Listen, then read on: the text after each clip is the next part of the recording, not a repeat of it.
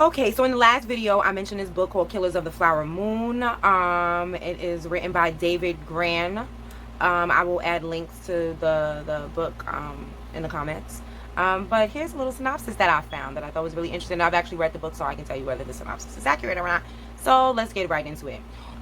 On May 24th, 1921, Molly Burkhart, an Osage Indian and resident of an Osage settlement town of Great Horse, Oklahoma, becomes fearful that something terrible has befallen one of her three sisters, Anna Brown. Anna, at 34, is barely older than Molly. She often goes off on sprees, spending long nights out drinking and dancing. But now that Molly hasn't seen Anna in 3 days, she's beginning to worry. Molly has recently lost another sister less than 3 years ago. Molly's younger sister, Minnie, had died of a peculiar wasting illness. Molly and her sister and their parents, too, have their names inscribed on the Osage roll. They are registered members of the Osage tribe. This means, listen, this means that their family possesses a fortune.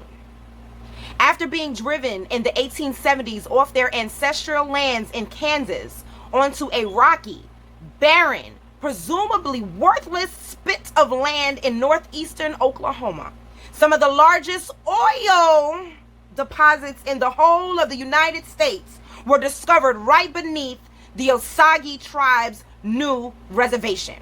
As such, in the early 20th century, each member of the tribe began receiving a quarterly check. As the years went by, the dividends grew and grew until the tribe had collectively accumulated millions of dollars. Gann writes that in 1923 alone, the tribe took in over $30 million. The equivalent of that amount today would be more than $400 million. The Osage were considered the wealthiest people per capita in the world. And the public had become transfixed by the tribe's prosperity. Reporters seeking to sensationalize the Osage's wealth seized upon any signs of traditional Osage way of life, contrasting the vast wealth the tribe had come into with their wild tribal customs. A coroner's inquest is hastily convened at the ravine. Though by the 1920s, citizens no longer assumed the burdens of investigating crimes and maintaining order as they once did throughout the United States, before the advent of police departments in such areas as Pawhuska, sorry if I messed that up, areas on the edge of civilization, vestiges of these old systems remain. A justice of the peace and a group of jurors selected from the white men who have gathered at the ravine try to determine whether Anna has died by an act of God or by man. Two doctors who often care for Molly's family and a pair of brothers named James and David Schoen begin to perform an autopsy using primitive instruments and a makeshift table. They determine that Anna has been deceased between 5 and 7 days and notice a perfectly round hole in the back of her skull, about the size of a 32 caliber bullet. The men realize that Anna's death was an act of cold-blooded murder. In the 1920s, and especially in places like Pawhuska, lawmen were then still largely amateurs. David Graham writes, at the time of Anna's murder, the Osage County Sheriff was a 58-year-old, 300-pound frontiersman named Harvey M. Fries, who, according to rumor, was cozy with the criminal elements. Looks like it started a hot mess, the advent of the police departments. Anyway, Fries allegedly granted not just leniency, but free reign to gamblers and bootleggers in the area. Men like Kelsey Morrison and Henry Grammer, notorious moonshine runners. When Fries hears word about Anna's murder, he is already preoccupied with the Whitehorn murder and sends a deputy to the ravine to collect evidence. The Schuans, the doctors, cannot, however, find a bullet lodged in Anna's brain, despite the absence of an exit wound. The only evidence the deputy is able to collect is a bottle of moonshine, which is assumed to be Anna's. No one takes fingerprints, casts impressions of the marks on the road nearby, checks Anna's body for gunpowder residue, or even photographs the crime scene. The killings of both Anna Brown and Charles Whitehorn are quickly sensationalized in the local newspapers because both were killed by gunshots of a .32 caliber pistol and both were wealthy Osage Indians in their 30s. The murders are thought to be a work of a repeat killer.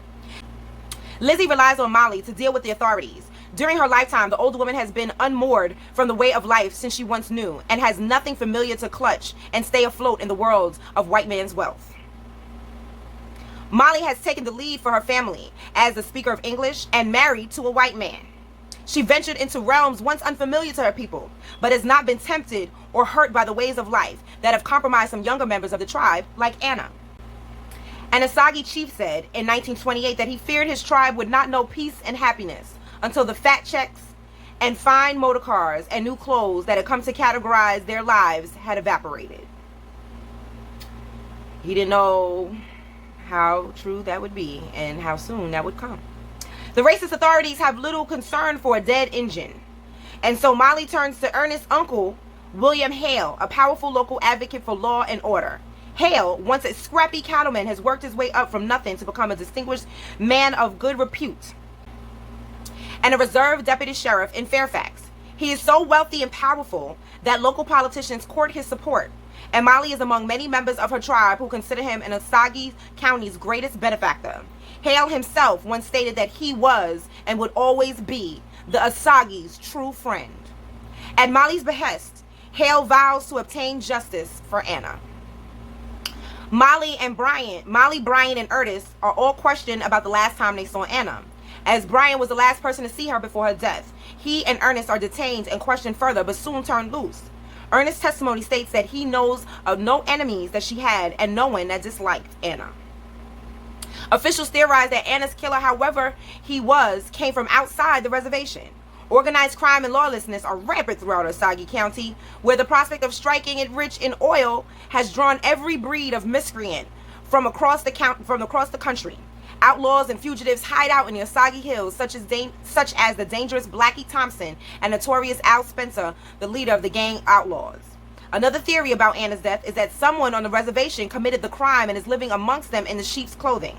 Molly begins to suspect Anna's husband, Oda Brown, a no-good carouser who was shut out of a chance at Anna's inheritance after the divorce. I'm going to read that again. Another theory about Anna's death is that someone on the reservation committed the crime and is living among them in sheep's clothing. Molly begins to suspect Anna's ex-husband, Oda Brown, a no-good carouser who was shut out of a chance at Anna's inheritance after the divorce. Brown has since Anna's death hired a lawyer to try to contest her will. Several weeks after Anna's funeral, Freya receives a letter from a man who has been arrested in Kansas for check forgery. The letter states that Brown paid him $8,000 to murder Anna and describes the specifics of the murder. A posse of lawmen arrests Oda Brown, but within days, authorities debunked the claims presented in the forger's letter and released Brown. Hale, who has close ties with the county prosecutor after effectively securing election for the man, confers with him and other local officials about Anna's murder.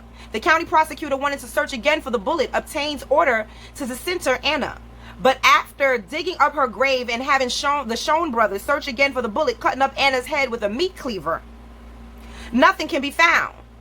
On July of 1921, the Justice of the Peace has closed his inquiries, declared Anna's death a mystery, just as he did with Whitehorns, and by July of 1921, the Justice of the Peace has closed his inquiries and declared Anna's death a mystery, just as he did with Whitehorns. Lizzie, meanwhile, has grown sicker and sicker. And despite Molly seeking the help of the Osage medicine men, Lizzie dies in July, just 2 months after Anna's murder. Now, that is Molly's mother and Molly's sister. Molly's brother-in-law, Billy Smith, a bruising bulldog of a man, expressed his deep frustration over the authorities' investigation, wondering whether there is something curious about Lizzie's death. He begins taking matters into his own hand and soon comes to believe that Lizzie died of poisoning. Bill is certain that all three deaths, Lizzie's, Anna's, and Whitehorn's, are all connected